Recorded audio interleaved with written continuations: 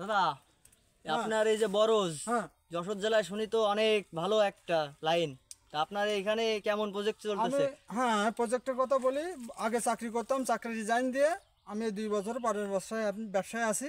তাই এই 2 বছরে যে প্রফিট হয়েছে আমি 5 বিঘে বরজ চাষ করেছি। তা আমি আল্লাহর রহমতে তোমাদের দোয়ায় এই পানের বরজ করে আমি খুবই স্বাবলম্বী। তা যা হোক, এই ব্যবসার উপরে কোনো জিনিস নাই ভাই। ও আচ্ছা, দিনে কেমন টাকা হয় দিনে আপনার পান কাটা দিনে দিয়ে? প্রথম যখন ব্যবসা স্টার্ট দিই প্রথমে 2 কুড়ি পান কাটছিলাম। তা এখন 5 বিঘে জমিতে অন্তত 10 কুড়ি আমার পান প্রতিদিন ডেলিভারি করতে হয়। ও আচ্ছা আচ্ছা, আর এই লোকটারে কয় টাকা দিতে হয়? এই যে ও এই যে ভাই লোকটাকে রয়েছে? হ্যাঁ আমার ভাইটাকে দিয়ে আমরা ডেলি 500 টাকা করে দিই। ও আচ্ছা আচ্ছা, যাক, স্বাবলম্বী হন যশোর হ্যাঁ জেলায়। ঠিক আছে। তো চাকরি করা যাবে না, চাকরি তোমার চাকরি দেবো মানুষের, আমি চাকরি দেবো এখন।